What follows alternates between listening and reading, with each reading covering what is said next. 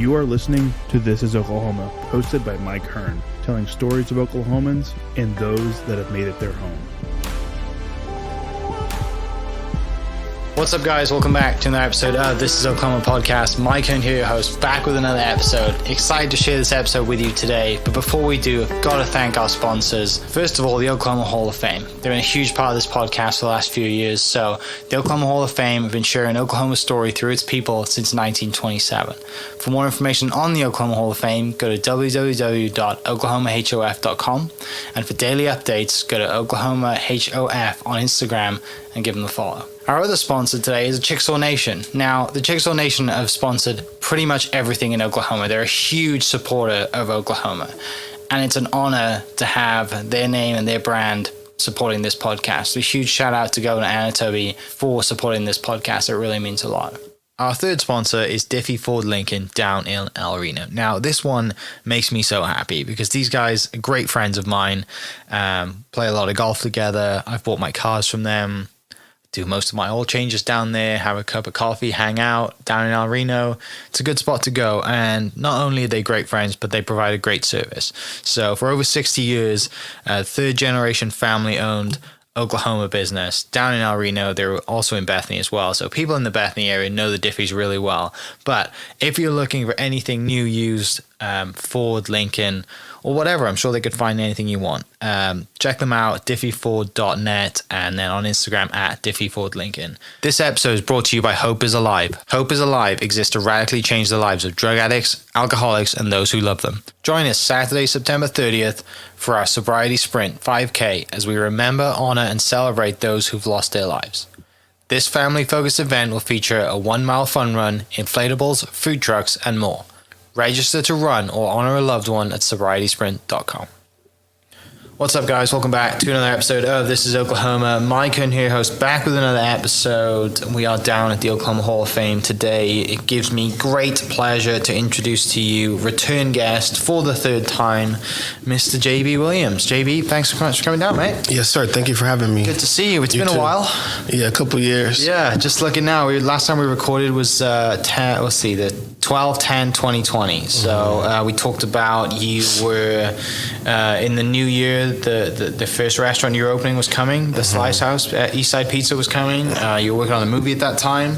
How's the pizza place going? Pizza's going good. Yeah. Yeah, just it's been just for me just learning how to even do it, but it's going good. It's going good. Because we talked about, I think a lot of the things we did talk about too was like your kind of JB Likes Food events that you were doing.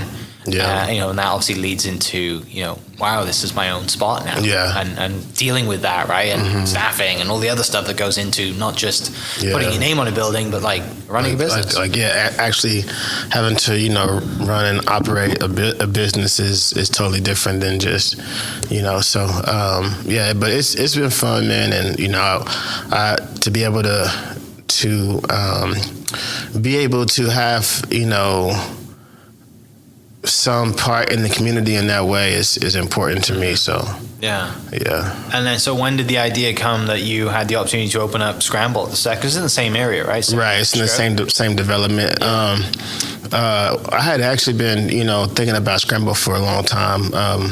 Myself and a friend that I grew up with, we would go to different cities like Atlanta, Houston, and visit different breakfast and brunch spots and stand in the long lines and pay for the expensive food and just, be a part of like that brunch culture. And there's a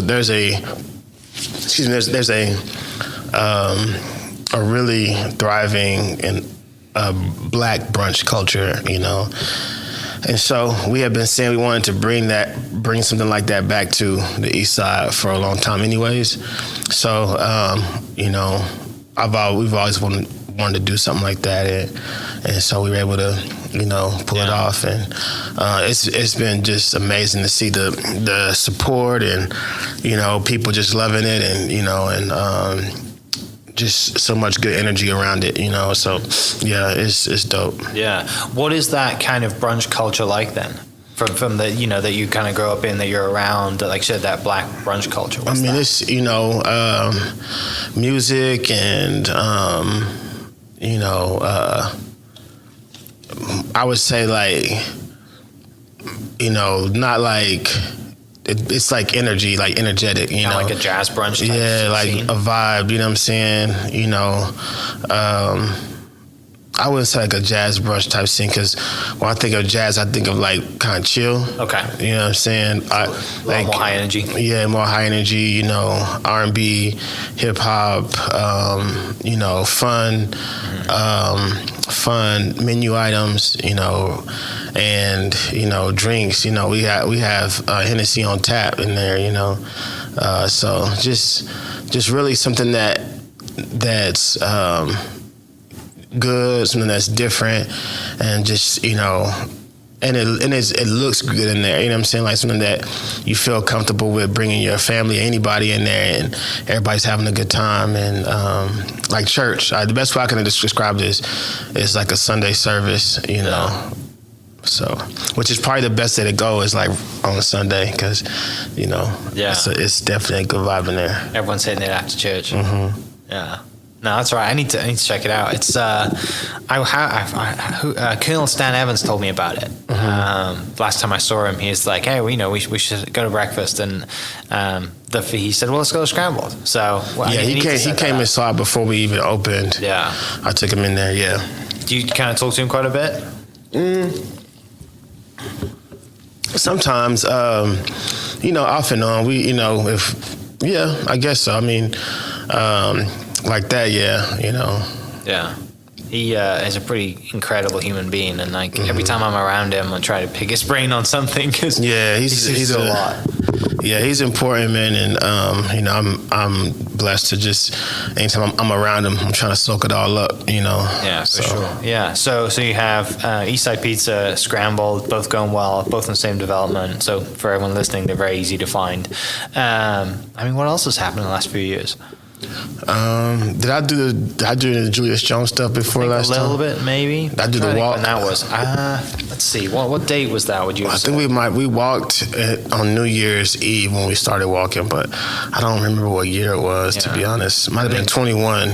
Everything goes into just blends in once you think about COVID. I guess it's those 2 years, right? But I mean, I just talk about it. Tell me about the walk and how that went, because I had Kelly on the podcast, Kelly Masters, and talked about the trial and being involved, and she told the whole story. And I want to say that was probably a couple of years ago, so you're probably right. Yeah. Yeah. So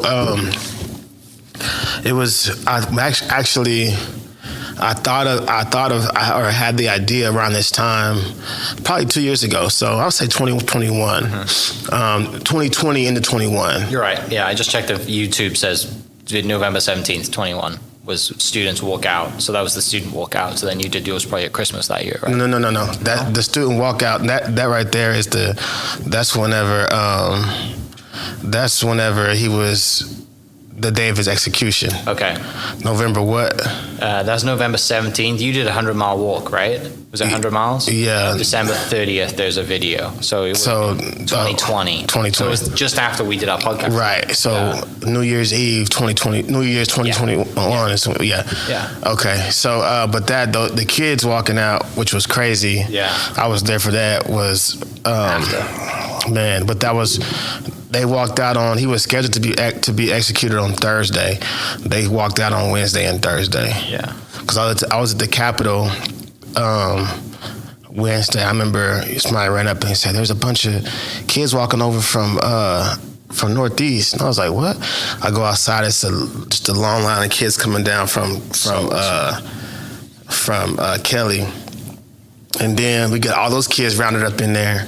And I mean, it's probably 200 kids. We get them in that, what's that called? The rotund? Yeah. And then I'm about to talk to the kids, and they're like, a bus just pulled up with more kids. And it was an amazing day, you know. And then we were in McAllister the next day, the day of the execution, or the scheduled execution, and we were all watching on our phones, the kids walking out all over the state. But that 131-mile walk, we started at the Capitol on New Year's Eve, which was a Thursday night. And and we got to McAllister that Sunday afternoon. But yeah, that was, that whole time, man, is, I think about it, and it's still like surreal, but still really vivid,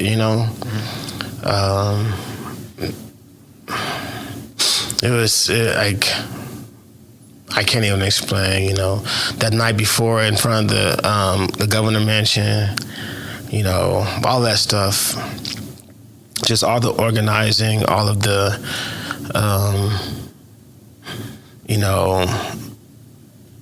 the emotions, but yeah, so that happened. I did Eastside, did Scramble. What else have I done since then? I mean, music, of course. How's the music going? Music is going good, really good actually. I dropped a project called "Am I Good Enough," which I was recording around that time. I started recording it in 2020, and then I finished it. I think about 2022, and it was a 4-part EP. With a different producer on each EP, and so we just dropped the vinyl, or had the vinyl release show weekend before last,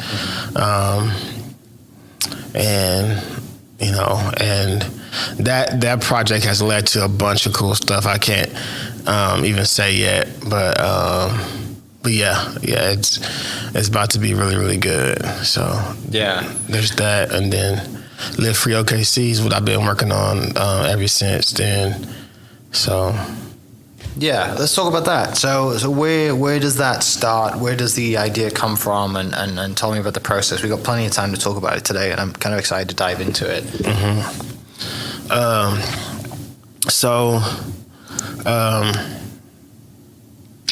Where does it start at?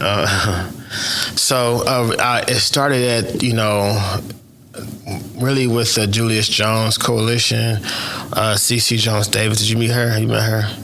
She doesn't live here anymore, but she was like the lead for the coalition. Okay. She introduced us to a man from Oakland who's a national organizer. His name is Pastor Michael McBride. He came, and we all were just working together on this Julius Jones thing. Afterwards, we went to Oakland, and we met, his team and what he does out there. And what he does out there is CVI work, community violence intervention. They do a lot of things with their Live Free USA organization. They do a lot of things with it. But one of the things that we really loved and wanted to know more about was the community violence intervention program. And so we went to some trainings. We spent a year and a half going to different trainings and learning about the work, because really, it's something that myself included, we've been doing in our community for years already. And so how it looks is you take what's called a credible messenger, and those credible messengers are peacemakers, and they are the ones who are able to intervene in violent situations before they, go bad, or intervene before there's a retaliation. Our focus is gun violence and in Ward 7, so on the east side primarily. And so, that's what we're doing, and it's really it's taking gun violence and applying a public health approach to it. And so, we launched in October. We launched in August, and it's been, the community has been really responsive, and I feel like we couldn't have launched at a better time, really. Yeah. So it's you're taking classes and you're learning for a year and a half. That's a lot of learning, a lot of setting the foundation, a lot of process, and just centered around gun violence. Like that's the right now. So Our pilot is centered around gun violence in Ward 7. I mean, of course, we want to, work on other things. We want to be in the schools, and things like that, and just other issues and other injustices that we see. But right now we're focusing on addressing some of this gun violence and trying to reduce it, and then also help with those who are caught up in cycles of violence, helping them with resources and things like that, wraparound services, also addressing some of the trauma that people are dealing with. And then we also have the peacemakers who are credible messengers, and then we also have a life coach, and her job is whenever we identify those people and they're our client, we help them with whatever resources they need, whatever wraparound services they need, and then our life coach helps put them on a plan and and helps them set some goals and really make sure they stick to that plan. So that's that's kind of in a nutshell how the program works. But yeah, so Is there a specific kind of age range you're trying to target, or like what's kind of what are the stats around that you really want to focus on? Currently, and the stats are changing, but the past couple years, the data on actual gun violence, people who are shooting people or who have gun charges and things like that, are people think it's like high school kids and stuff like that, but it's more 25 and up. Okay.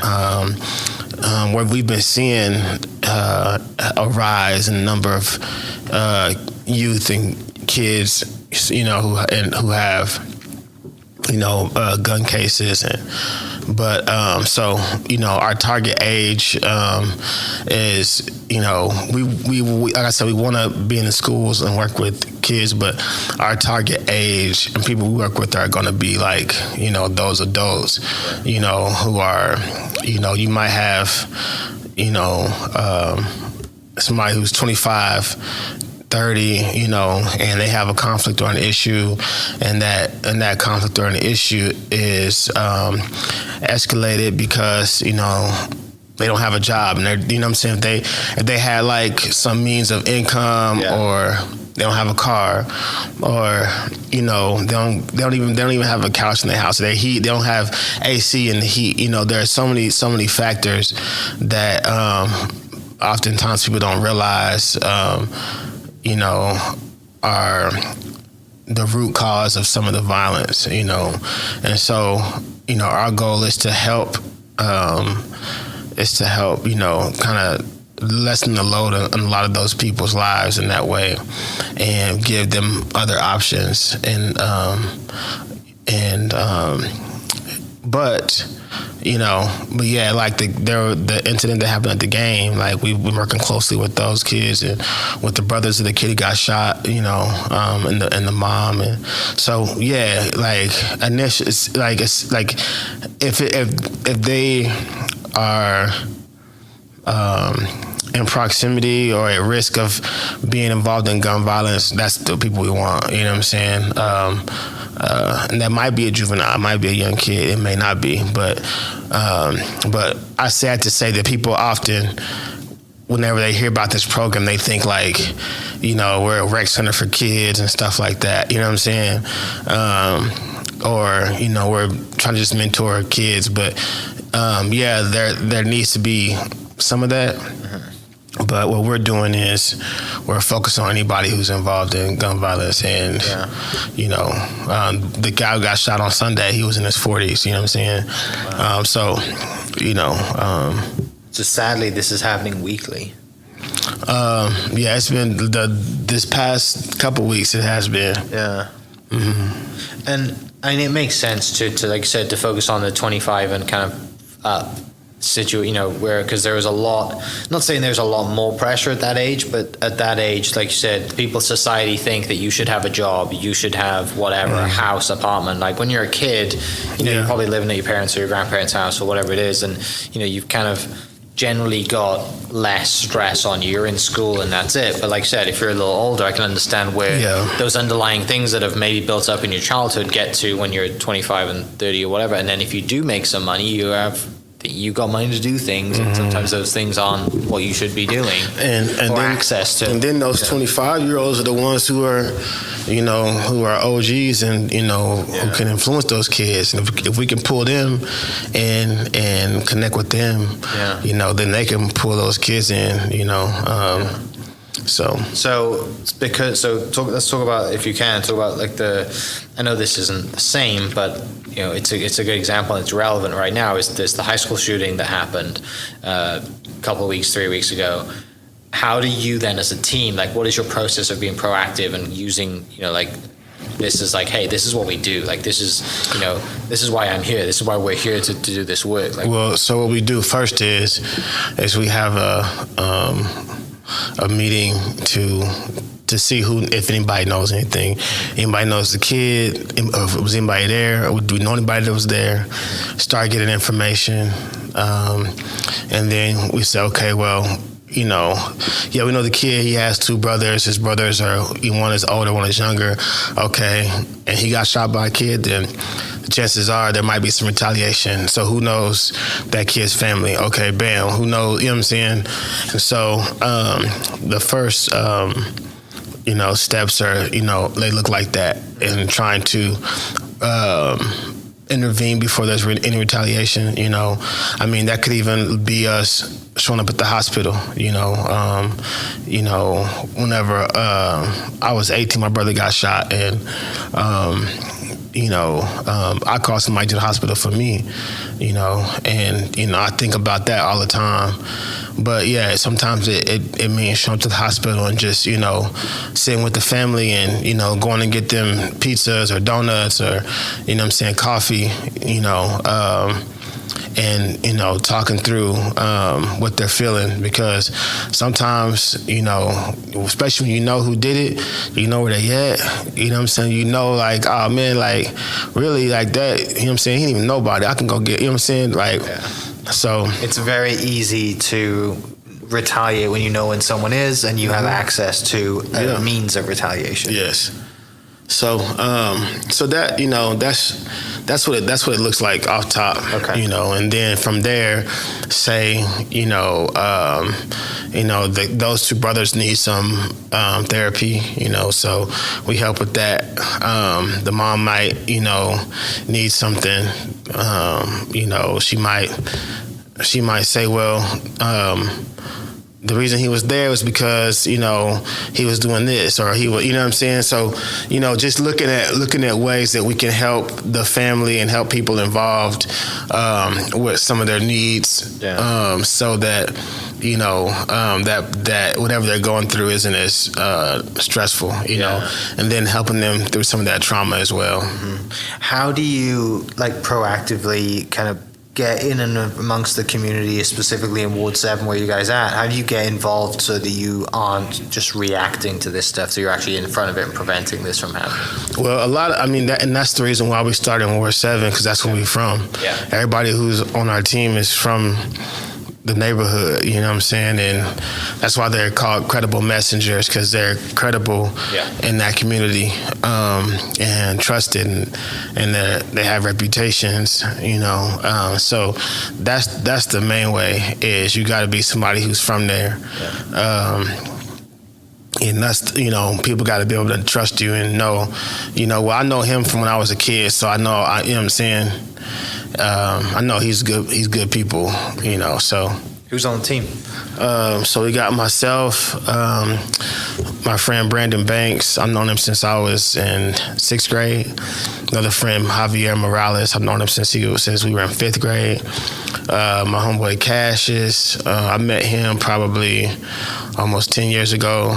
My homeboy Mailman. I've known him probably for 15 years. Janetta, she's our life coach. She's from the neighborhood. And then my friend Jess Eddie, he handles all of our operations and finances and stuff. So everybody that's on the team is, people that I've known for a long time and that I trust, and, they solid in the community too, Yeah, and it makes total sense, right? You've got to have people who are respected and that people know them from, because you're right, if someone comes in, they have no idea who they are, they're not going to listen to that person, right? Especially in this, in these type of spaces, you know what I mean? There's protocol, there's, chain of command, you know what I mean?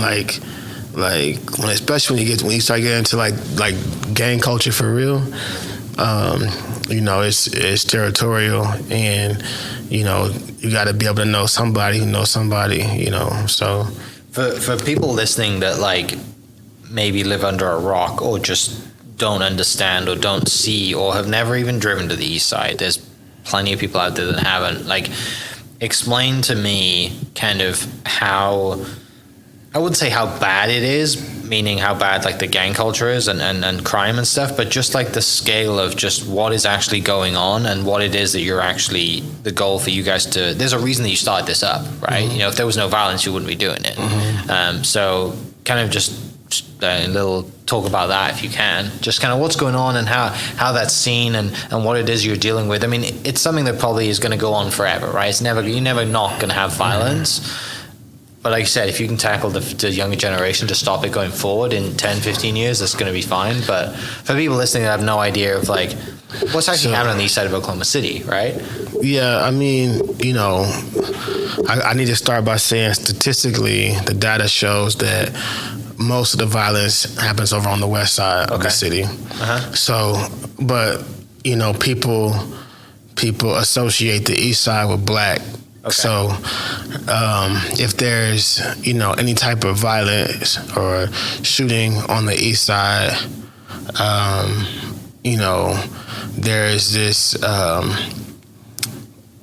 there's this idea or stigma that, it's just, what I'm saying? It's preconceived notion. Yeah, that it's just, and it's not like that. Right. And that's kind of what I want to dive into is what is actually happening, and then why have you, obviously you started up there because it's your home spot.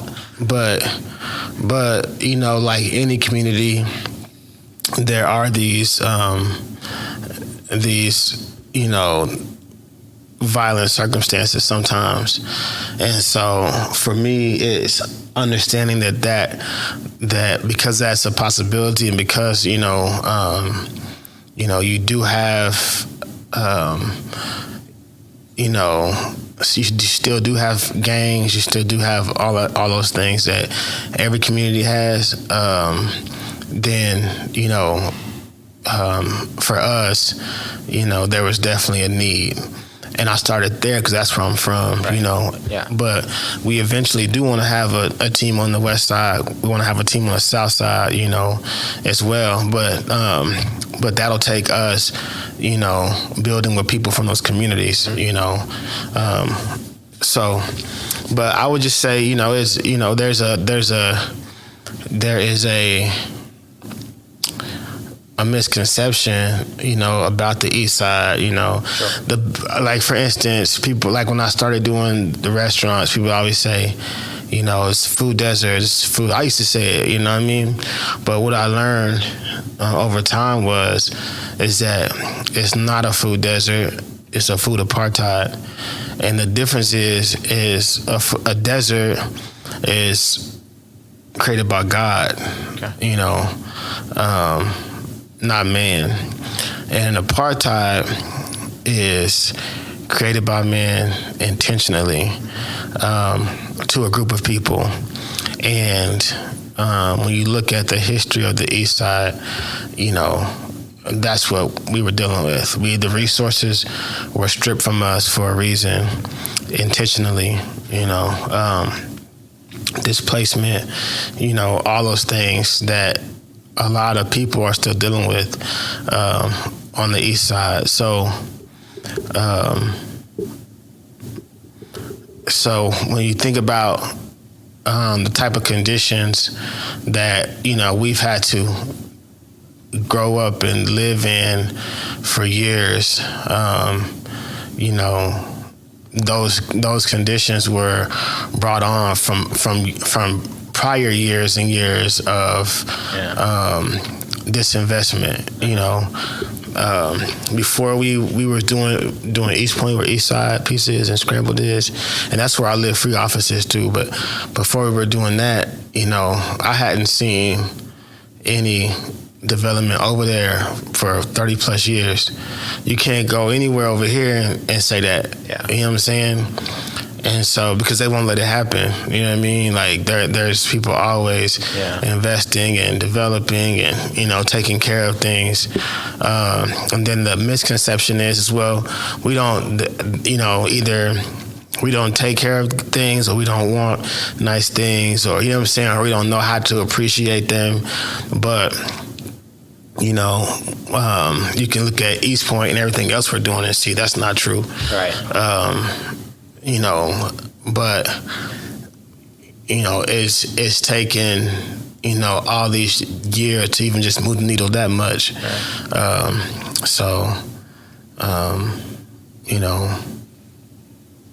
Yeah, you mentioned a little bit about kind of the history of the East Side and how that, and you've been very involved in that, and this year celebrated Clara Lupa's 100th birthday, and there's a documentary coming out that Prairie Surf are working on. What's that been like, being involved and celebrating, her for 100 years and just everything that she's done, the legacy she's left? It's been good. It's always good to talk about Clara Lupa. Not only like is she a hero of mine, but she was best friends with my grandmother. And my aunt was one of the original sit-inners, so that's a part of my legacy too. But specifically for Miss Luper, it's just, for me, it's important that I continue to share about her and the things she did, because of mainly because her philosophy, on injustice, and her philosophy on using love to fight injustice, And so, we celebrated the 100 years of her birthday, and we had a what we call the Unity in the Community celebration, and we had people from all walks of life, all corners of the city, all corners of the state come and represent, and talk about, embracing unity.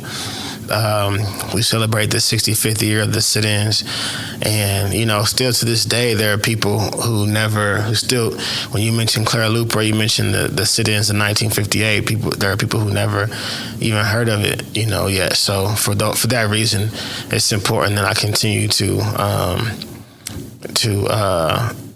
teach and talk about her and the things that she did, and like I said, her philosophy.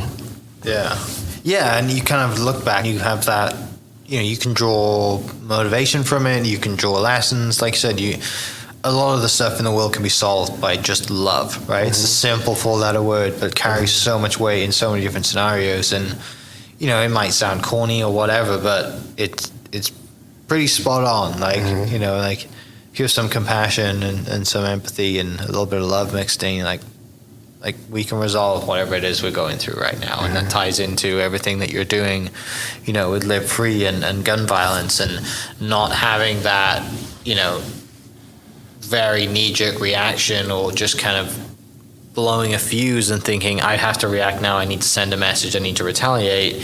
And the only easy way you know how to is because you have a gun in your pocket, or you have one in the house, or whatever it is. And I'm not saying we shouldn't have guns. Like, I don't want to get into that topic, because everyone has them, and there's a right for that, and there is what it is, right? Yeah, but it's using it in the right way. Yeah, I think I think the idea is just learning more peaceful ways to settle disputes, settle conflict, resolve issues other than violence, especially whenever that violence can resort to someone being shot, you know. And so it's important for me because, I know, like I said, if I have friends and family who have been shot and killed,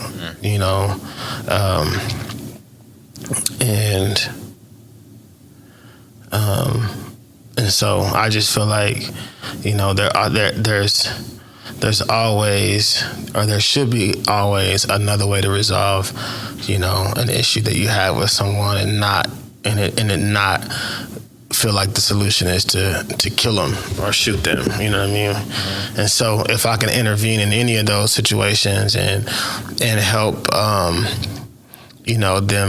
them be resolved peacefully, that's what I want to do. Yeah. So this is, obviously this has been in the making for quite a while, and you've done a year and a half of training and a bunch of other stuff too, and it's just kicked off. You had your first event kind of in early in August. What's the future look like? What's kind of, I know, like you mentioned, you'd love to have a spot on the south side and the west side, but, I guess for the next 6 months, I mean, what are you working towards? Are you having events? How are you raising awareness about this? So the next 6 months, will look like, we're going to start working at Kojak, which is the juvenile center, working with some of those kids there. And a lot of those kids over there have gun charges, and they'll be out soon. What else? Definitely, we have working on a peace forum where we bring community members together, principals, parents,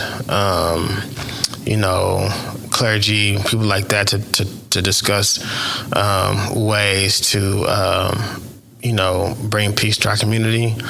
We'll be doing things like that. Other, peace events, with the schools and going to the schools, talking to students. But a lot of the work, you won't be able to see because, we'll be in situations and places and talking to people who, for the most part, are in the trenches, just like this situation with this kid, like, it's crazy hearing everybody talk about, Choctaw and Del City, and wanting people to go and, talk to kids at Choctaw and talk to kids at Del City, and, but not even realizing, like,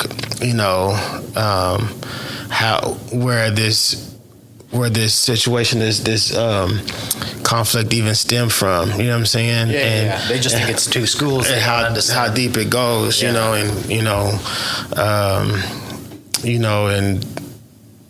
then you really, see what I'm saying? So it's deeper than just going. Yeah, schools, you know what I'm right? saying? Like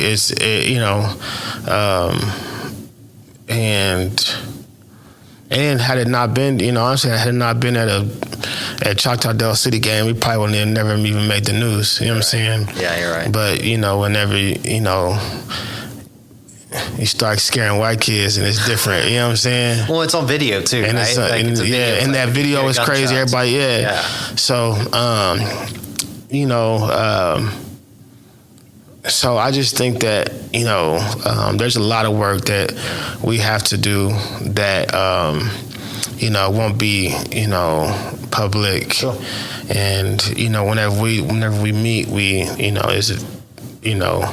no phones, none of that, you know what I'm saying? Because it's just that, it's that kind of work, So we have a great board, and working with other, organizations and groups to help with some of those resources and help with some of the issues. We work with Team, we work with Urban League, work with Diversion Hub, Red Rock, North Care, Urban Bridge, Stop the Violence, all these different people who are, tasks, these people who are doing work, or who have been doing work, who just not this specific kind of work. This model has never been done in Oklahoma City. I doubt in Oklahoma, but then once you start doing it, you realize that a lot of the work does overlap. Yeah. And so it's important that, we continue to collaborate with other people who are, also in this same type of fight for the community. Right. And who's on the board? And how many of you are on the board?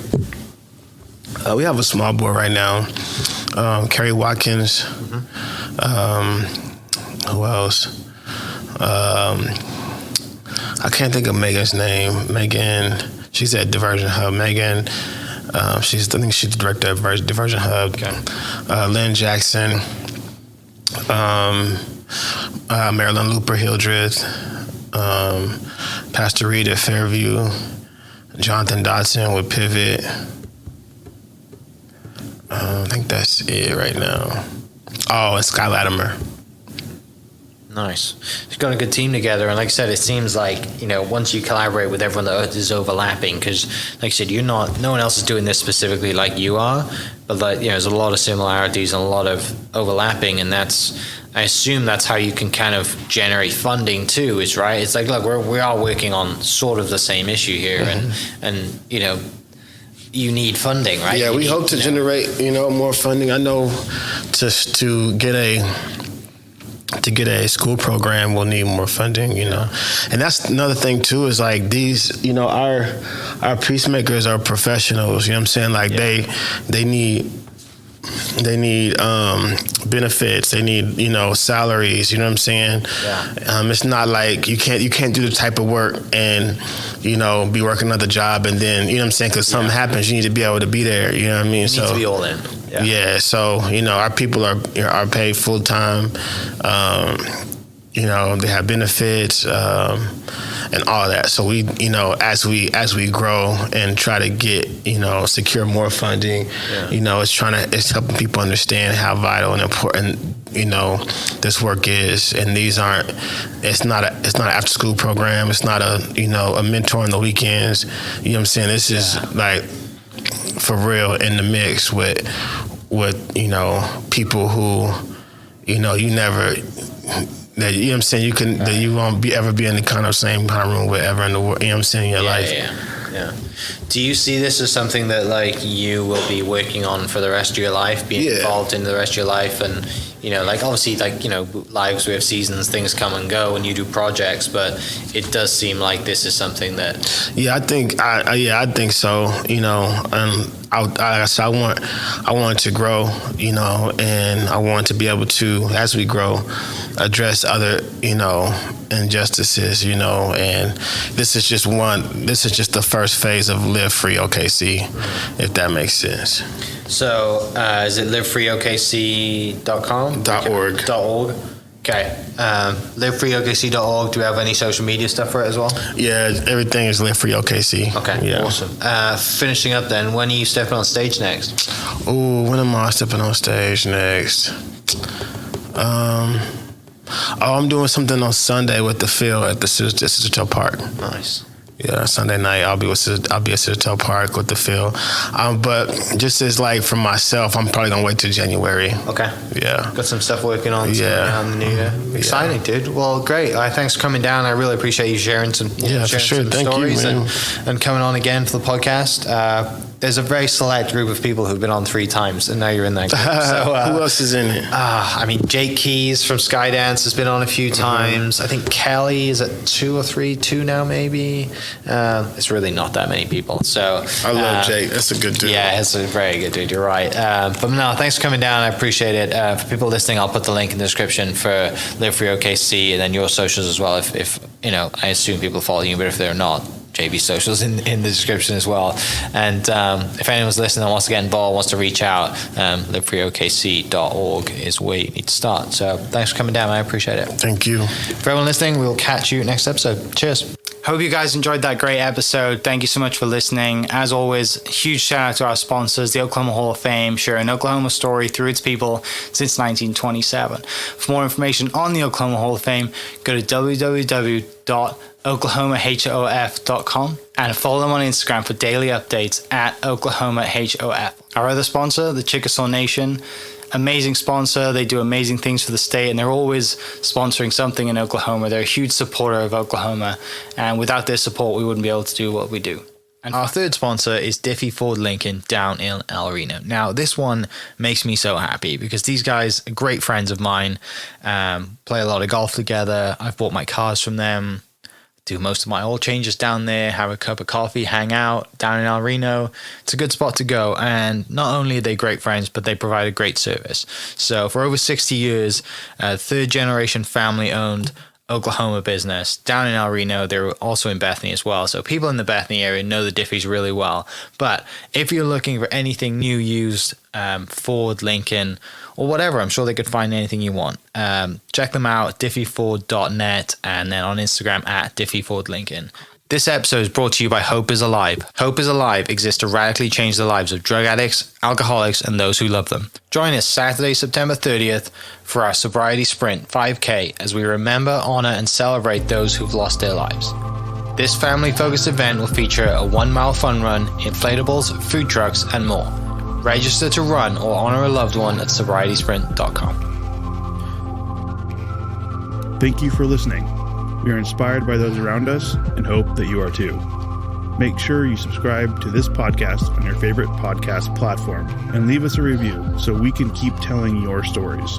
For more great Oklahoma content, follow This Is Oklahoma on Facebook and Instagram.